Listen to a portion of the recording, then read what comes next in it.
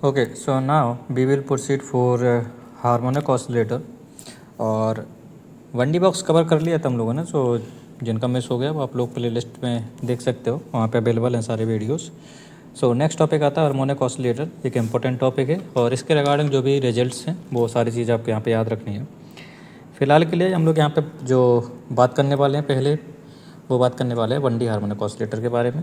So now अगर मान के चलो कोई भी आपका पार्टिकल है और वो अगर हार्मोनिक मोशन परफॉर्म कर रहा है, सो इस प्रकार के पार्टिकल को बोलते हैं हार्मोनिक ऑसिलेटर। ठीक है।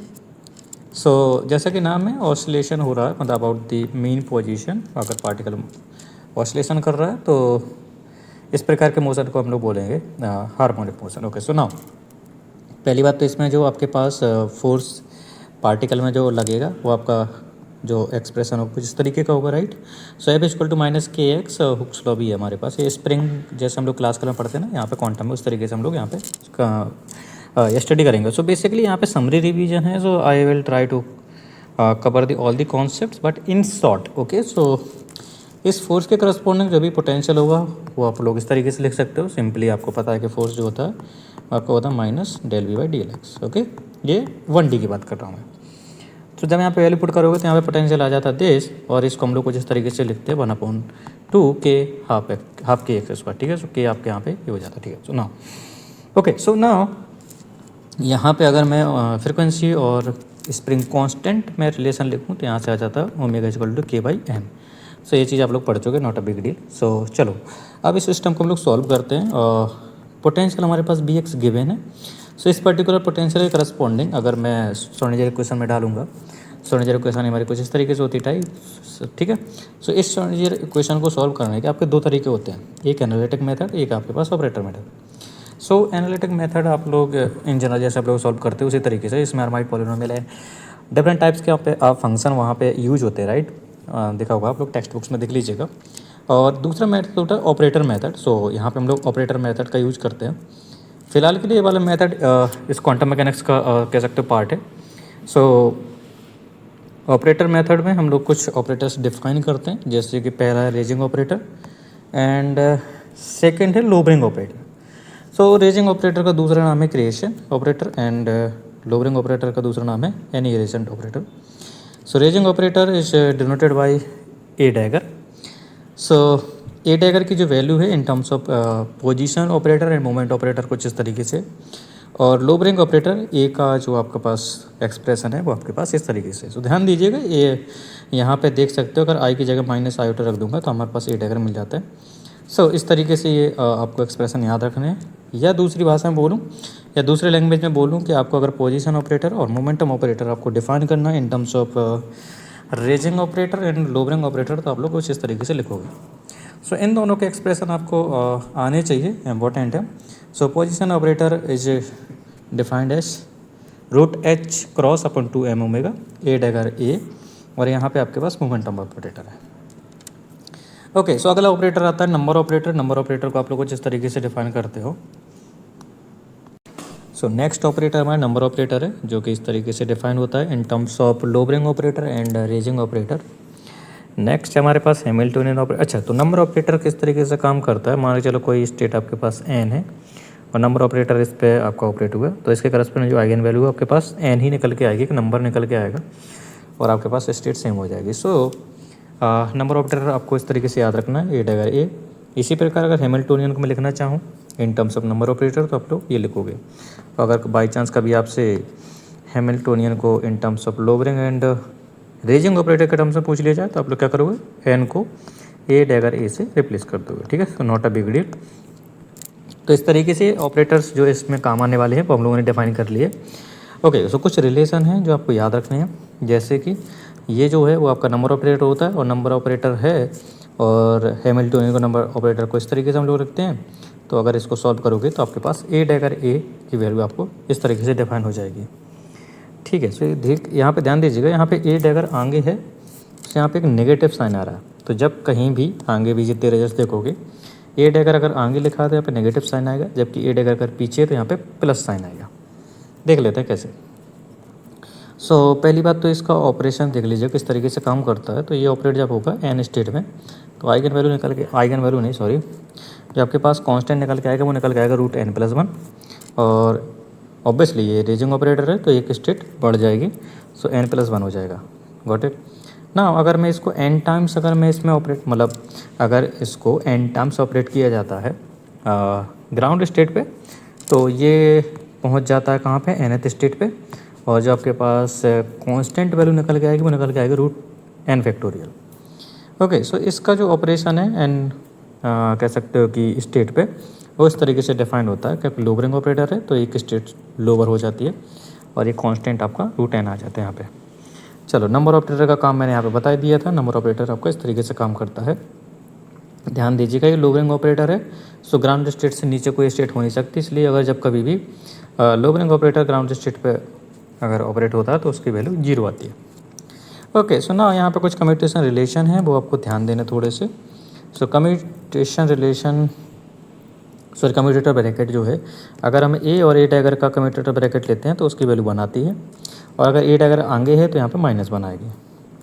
ए डैगर एच के साथ अगर लेते हैं तो वो, सॉरी ए का एच के साथ अगर कम्यूटेटर लेते हैं तो हमारे पास H×Ω ए आता है, और अगर ए डैगर बाहर है तो आप यहाँ पे नेगेटिव साइन आ जाएगा।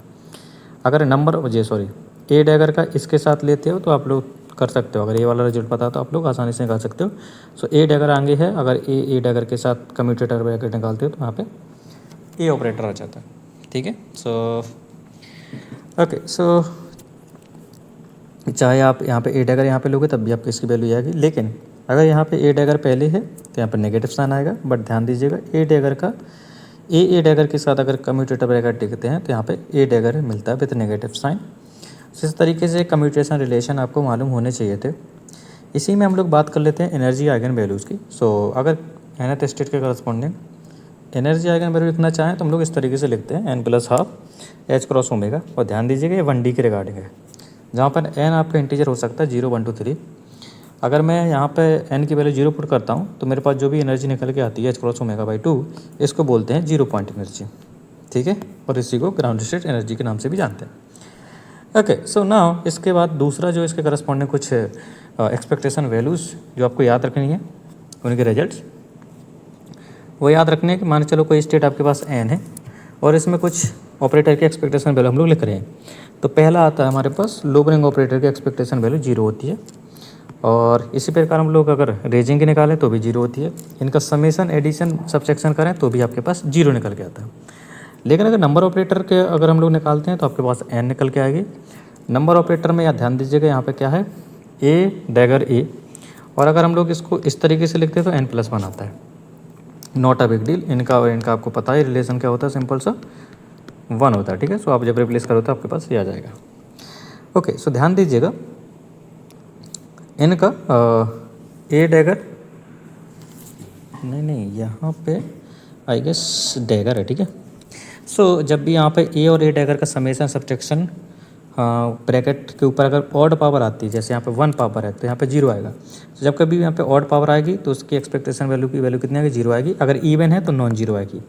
वो कितनी आ सकती है वो देख लेते हैं। जैसे कि ए डैगर प्लस ए का होल स्क्वायर अगर हम लोग लिखेंगे और इसके एक्सपेक्टेशन वैल्यू n पे निकालेंगे तो आपके पास 2n+1 आएगी वैल्यू। और ध्यान दीजिएगा अगर ये नेगेटिव साइन है तो यहाँ पे -2n+1 आ जाएगी वैल्यू। तो इस तरीके से एक्सपेक्टेशन वैल्यू आप लोग लिख सकते हो। अब अगर इवन पावर है तो एक बार देख लेते हैं कि अगर 4 की पावर होगी तो इस 4 को हम लोग कुछ इस तरीके से लिख सकते हैं ना, और अगर इस तरीके से लिख सकते हैं तो इसके बाद आपको ब्रैकेट अगर खोलना पड़ेगा। तो आपके पास फाइनली आपको ये वाला रिजल्ट याद रखना है कि इसकी जो वैल्यू निकल के आती है वो निकल के आती है 6n² + 6n+3।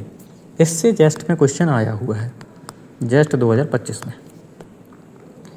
ओके, सो ना ये तो सेकंड पॉइंट हो गया था एक्सपेक्टेशन वैल्यू के regarding. Now we will discuss about the wave function of the harmonic oscillator. So nth state के करस्पॉन्डिंग अगर मैं वेव फंक्शन लिखना चाहूँ तो ऐसे लिख सकता हूँ, right, sin nx = α/2n √π⁴ and e⁻² x²/2। फिर यहाँ पे हर्माइट पॉलिनोमियल फंक्शंस हो जाएंगे। सो अगर मैं n की जगह 0 पुट कर देता हूँ तो ग्राउंड स्टेट के करस्पॉन्डिंग जो वेव फंक्शन का एक्सप्रेशन है जो आपको याद रखना है वो आपके ये हो जाता है α/√π e⁻² एक्सपोनेंशियल -x² α² 2 जहाँ पर अल्फ़ा की वैल्यू अल्फ़ा स्क्वायर की वैल्यू है M omega by H cross. अगर मैं इसको प्लॉट करना चाहूँ तो प्लॉट कर सकते हैं। सो जहाँ पे आप देख सकते हो ये एक गॉसियन कर्व की तरह है, राइट, जिसका पीक जो है वो आपके पास 0 पे है। और कह सकते हो कि अगर मैं नंबर ऑफ़ नोड्स देखूँ तो नंबर ऑफ़ नोड्स कितने यहाँ पे 0 हैं। और अगर सिमेट्रिक देखा जाए तो ये वाला wave function X naught equal to 0 पर सिमेट्रिक है ना। सो ये ग्राउंड स्टेट के रिगार्डिंग आपको ये छोटी छोटी बातें याद रखनी है। अगर मैं यहाँ पे n की वैल्यू पुट कर देता हूँ तो यहाँ पे देख सकते हो कि psi1x जो है वो आपका इस तरीके से डिफाइन हो जाता है। यहाँ पे h नॉट की वैल्यू 1 है और h1 की वैल्यू x है। सो इस तरीके से psi1x से अगर मैं इसको ग्राफ प्लॉट करता हूँ तो आपको कुछ इस तरीके से होता है। और ध्यान दीजिएगा कि जब यहाँ पे n की वैल्यू 0 पुट की थी तो ये ग्राफ सिमेट्रिक था अबाउट दी ओरिजिन, और जब अगर n की वैल्यू 1 पुट किए तो ये असिमेट्रिक है। सो यहाँ से एक मतलब रिजल्ट निकल के आता है कि जब कभी भी स्टेट n के करस्पॉन्डिंग या फिर हम लोग स्टेट या फिर वेव फंक्शन nth स्टेट के करस्पॉन्डिंग बात करना चाहें तो पहली बात तो नंबर ऑफ नोड्स या फिर जो ग्राफ है साई एन एक्स का वो एक्स एक्सिस को कट करेगा n टाइम्स। आप अगर n की वैल्यू 1 डालोगे तो ग्राफ एक बार कट करेगा, साई की वैल्यू 0 करोगे और n की वैल्यू 0 पुट करोगे तो एक भी बार कट नहीं करेगा। So number of the nodes is equal to number of the n value. Okay, दूसरी बात यह है वेव फंक्शन की कि अगर n इवन है तो आपका वेव फंक्शन हमेशा सिमेट्रिक आएगा अबाउट द एक्स नॉट, और अगर n की वैल्यू ऑड है तो आपके पास वेव फंक्शन असिमेट्रिक आता है अबाउट द एक्स नॉट। सो इस तरीके से हम लोगों ने ये 3 पॉइंट्स कवर कर लिए हैं। पहला था हमारे पास 1D हार्मोनिक ऑसिलेटर के रिगार्डिंग कुछ ऑपरेटर, उसके बाद कुछ relation, expectation values and the wave function of the harmonic oscillator, और साथ ही साथ हम लोगों ने देखा ग्राउंड स्टेट वेव फंक्शन का एक्सप्रेशन। सो यहाँ पर हम लोग स्टॉप कर देते हैं। इसके बाद नेक्स्ट सेक्शन में कंप्लीट करेंगे, हम लोग अगला सेक्शन कवर करेंगे, ठीक है। सो अभी के लिए इतना रखते हैं, मिलते हैं नेक्स्ट वीडियो में।